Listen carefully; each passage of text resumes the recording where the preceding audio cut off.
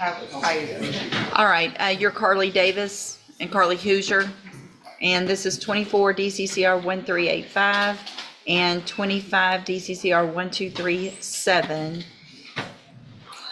And so their state has, we were going to be here on reviewing bond conditions, correct? And then the state has filed a motion to increase the bond. Yes, Judge. And is that in both of the cases or just that one? In both cases, Judge. Let me pull this up. I know I took a look at it last week, but. This one's charged.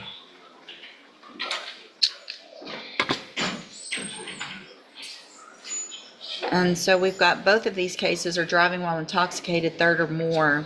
The first offense date is from May 6th of 2023. The second from February 10th of 2025.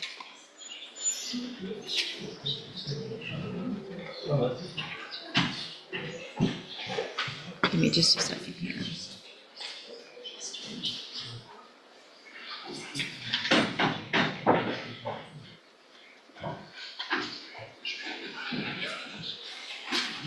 No, it's working. It's just working slow.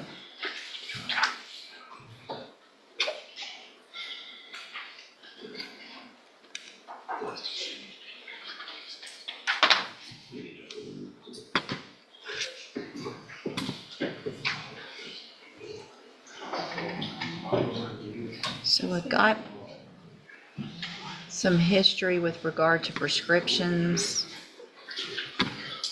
Some of it's obviously very hard to read, but it looks like prescriptions for alprazolam and something called D-amphetamine.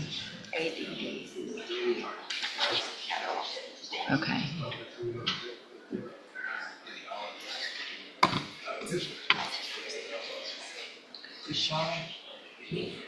Can't tell the date. One of them specifically says no refills.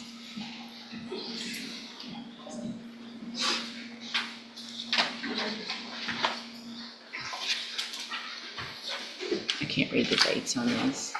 We can get better photos, Judge. She had had that prescription for, All right, it shows it expires October of this October 31st for the, Judge, I had a number of questions about those photos myself. I mean, I'm not necessarily, well, I guess I am questioning the validity. This doctor that allegedly prescribed it, this Reisha, they say, there's either an Austin address or a Millburn, Texas address for this doctor. When I looked him up through the Texas Medical Board, and I'm just a little curious about. so where do you go to the doctor? Where's this doctor from? From Beaumont, and I do a telemed every month except every 3 months. I go to his office now. I don't put it in today. Today? Yes, ma'am. Where specifically? Telemed today. Oh, Yes.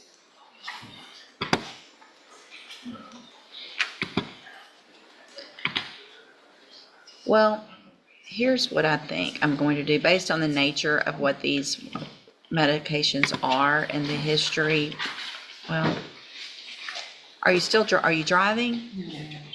Okay, I don't know if I already did, but a condition of your bond is going to be, as of today, that you are not allowed to drive any vehicle ever, period.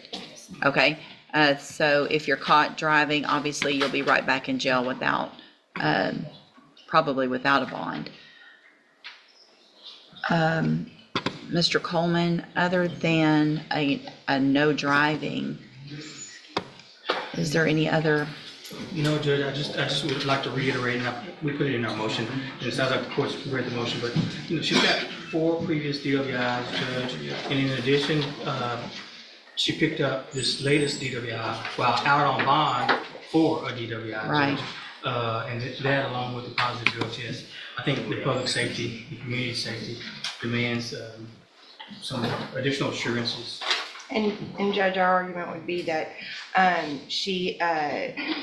DWI itself is for the medications. She's been on these medications for, Well, it doesn't matter if you're on medication and you're Right. taking too much medication, then that's a problem. sure. So you can be on these medications and not be. Also, the failure of the drug test was for these medications. Right, I understand that. My biggest concern is the fact that if the medications are not being taken properly or too much of the medications, then that's a larger concern with the safety, and I completely understand and agree with Mr. Coleman on that. How'd you get here today?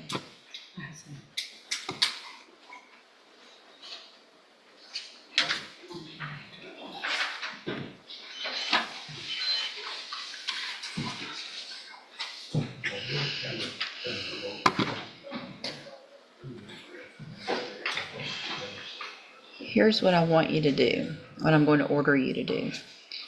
I'm going to order that at your appointment, I'm requiring you to find out and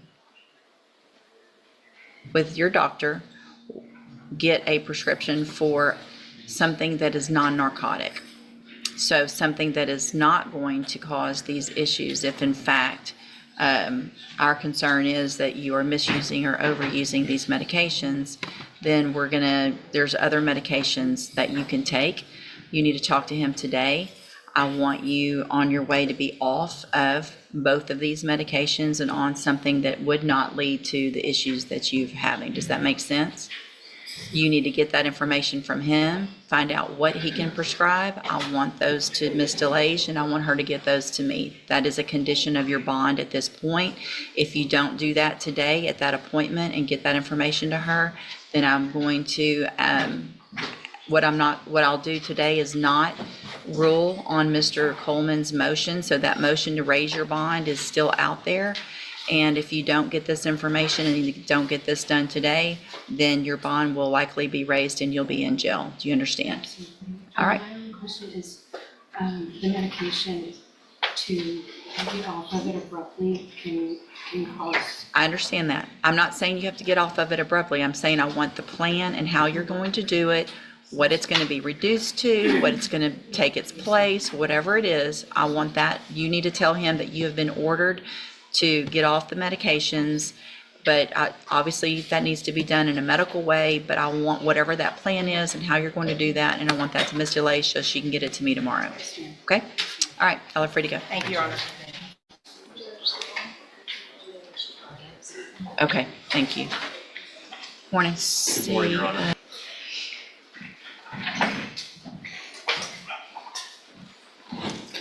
Good morning, sir. You're Ray No. Yes, ma'am. And in cause number 25 DCCR 0386 and 0387, Mr. No is charged with the intoxication manslaughter and the other driving while intoxicated with a child under 15. And what is the announcement? We are ready to proceed to trial by jury, Your Honor. Okay, have y'all done a rejection? So what I'll hold it while y'all do. On the tablet, there's a plea bargain rejection. Okay. If y'all will get that signed with whatever has been offered that you're rejecting, and then I'll go over consequences, options, all of that, and then we'll get it on the trial docket. Understood, Your Honor. Okay. Get that file. Yes, sir, thank you. I'll hold it while y'all get that taken care of.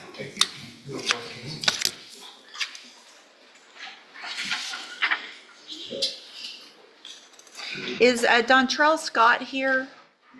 Mr. Scott, Mr. Johnson called earlier. He is not going to be able to be here. He's ill. I'm going to reset your case. You're free to go. Just stay in touch with Mr. Johnson in his office and they'll let you know when you need to be back. Thank you, sir. Mr. Kelly? Yes. You've got Adam Moe. He's present.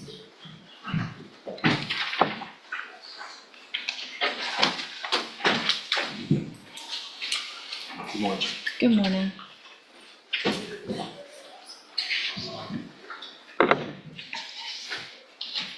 Good morning, you're Adam Moe? Okay, so we're here because Mr. Moe is on probation Yes. I did a different type thing where Mr. Moe went and did some time on some of his cases That's correct. in prison, got out and is now on probation. Apparently, there are some potential issues with regard to where he's living that weren't issues with parole, but are issues with probation. Is that correct? It sounds like they may be issues with probation. Okay. That's kind of why our original emergency motion had a strange title because we didn't know what else to call this. Sure. Other than in an effort to make sure that he is doing everything correctly. I think our mission on that was, let's get in front of the court and make sure this is being done correctly. So what's the issue, potentially? Adam's parents, Jody and Chris Moe, who the court may remember, and they're present again today, while Adam was incarcerated, went to a number of lengths with the folks from This is parole. where the legal stakes become much more serious. The judge has already imposed a strict no driving condition, but now she adds another requirement tied directly to the defendant's bond. The court wants her to speak with her doctor and obtain a medically appropriate plan for changing the medications that are at issue. This is important because the judge is not simply ordering her to stop medication immediately. She specifically says the transition needs to happen in a medical way and that the court needs to know what that plan will be.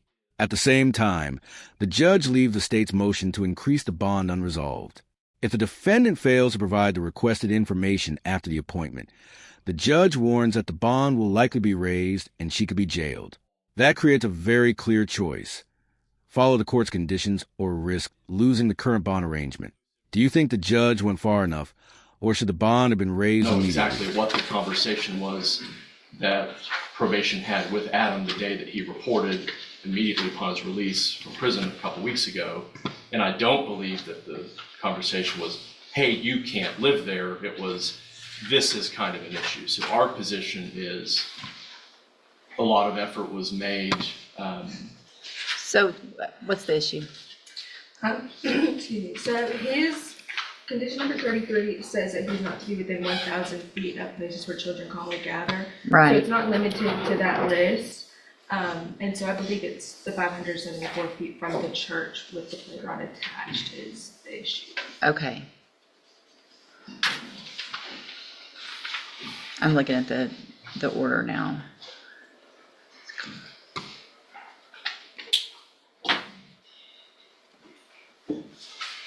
Mr. Hoffpower, any strong feelings one way or the other? Judge, we'll leave it to discretion of the court. I understand what probation is worried about. Sure. Set them up to fail. I do understand that's unique with parole and probation, two different entities, but Well, and I the don't want him offenses violated. were possession of child pornography. correct. There weren't any allegations of There were 10, assaults or anything like that? Correct. Okay. just 10 charges of possession. And 5, we put 5, got penitentiary and 5 with probation. Right. Is there a GPS at this point? No, He hasn't had his initial, actually, the assignment is tomorrow. He just did intake and correct me if Sure. I'm wrong. He just did. No, and I appreciate being proactive, and that is good. We don't want to be in here the first month because there's a violation, which technically that would be a violation. There's no doubt that it's not vague. That would for sure be a No, violation. in my reading too on the geography of this thing, Judge, is that if Adam were to make, I'm going to call it a left turn if I've got the map correct in my head. If he were even to turn incorrectly down the main street where this house is, that would be a parole violation. So our position is that parole's assessment here, and I know the numbers are what they are, but that it covers both issues. So it's not like there's some kind of leeway to go even closer to that facility. He isn't going that way. He cannot, or he's in violation of what's been set up for with parole. Judge, Ms. Roach says if he lived there, the sentencing is grandfathered. He's not, though. They specifically moved to Okay, thank you, though. yes. Ms. Roach is watching to make sure, because if you were living somewhere already, there's kind of a grandfathered in, but they specifically moved to try to make it better and, This one. okay. Well, here's what I'll do. I will allow a modification of number 33. But I want it to somehow, some type of addendum or attachment that's very specific, because this isn't going to be a exception for all, only for this specific. So I will need probably the address of that church, so that in the orders, it says that you can be within 574 feet of that specific place. 33 stays the same for everywhere else. So it can be 33 can read like it does, and then you can add with the exception of that one place.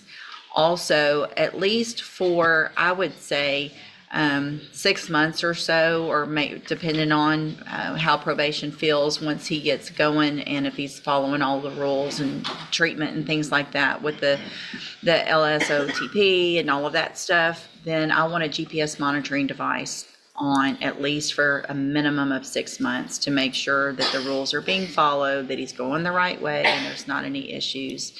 And that way, once we're all more comfortable with how things are going now that he's out of prison, then I'm okay with getting rid of that once you're okay with that, if he's following through with treatment and everything like that. Make sense? Okay? Just one question, I think it's not the school issue. It's not the school issue, it's just the church. The church. Yeah, the church with the, so I want that, that's the only exception, and the exception is the 574. So like you said, turn the other way, don't get any closer than what you're saying. That way there won't be an issue with it being any closer than what you're saying at any times that it would show up on that GPS. Make sense? Okay? Yes. All right, thanks. Y'all are free to go. No, ma'am. Mr. Burbank, Reisha, Chason.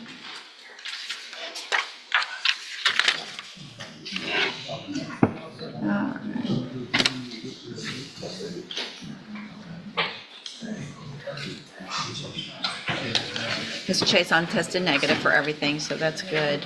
Thank you. Yes, thank you. I need your signature, though.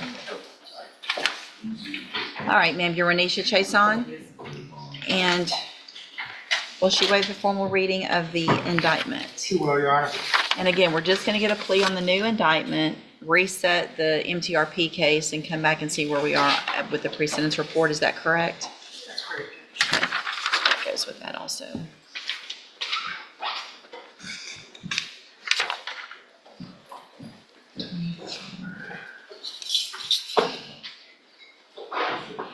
Judge, just to refresh the course of recollection, the co-defendant in this case, who is the, in my opinion, much more culpable defendant, has already pled to TDC time. Okay, thank you.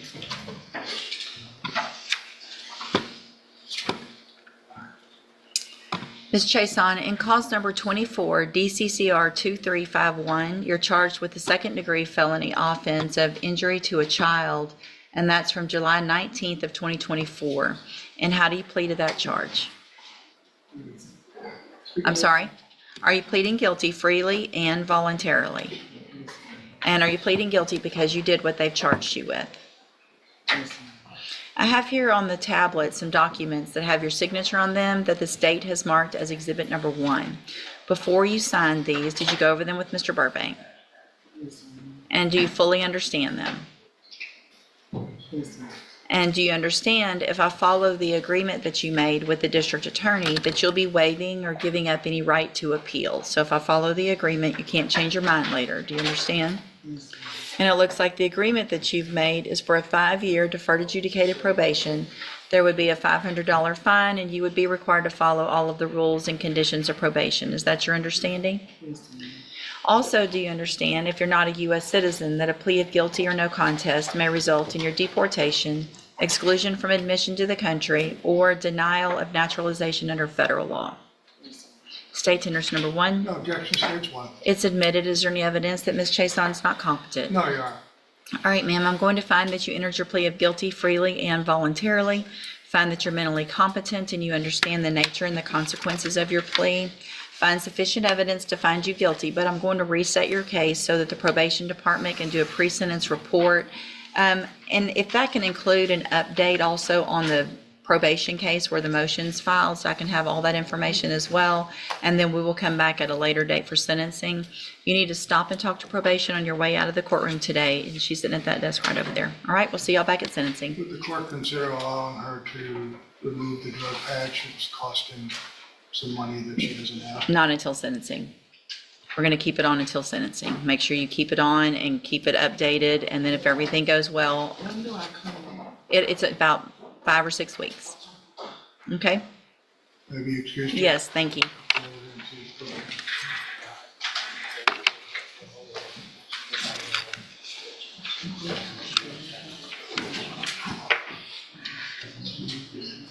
Mr. Franklin, on Mr. No? Yes, Your Honor.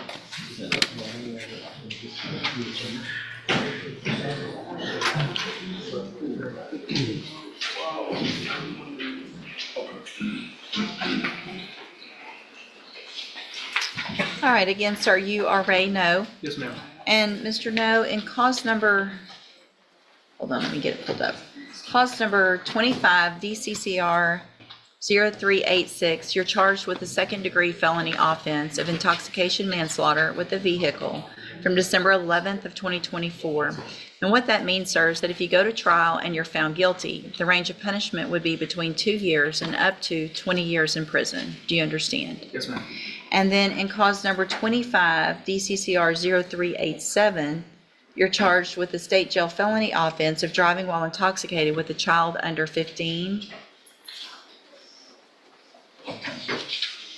In the same offense date of December 11th of 2024. And in that case, if you're found guilty, the range of punishment is between 6 months and up to 2 years in a state jail prison. Do you understand? Yes, ma'am. I have here on the tablet in each of your cases plea bargain rejections that you've signed with your attorney that shows that the district attorney's office has made an offer if you wanted to enter a plea of guilty. In the intoxication manslaughter case, that offers for 18 years in prison. And then in the I think I'm watching wrong. Should be 2 years. Should be. 2 years state jail? Yeah. No, okay, Yeah. all right. Okay, if I make that modification? absolutely, Thank you. Judge. So in the other, well, And if you can't read my writing, I'm nope, happy that's to- okay. I'm obviously don't know how to erase because now I'm just making marks all over this document.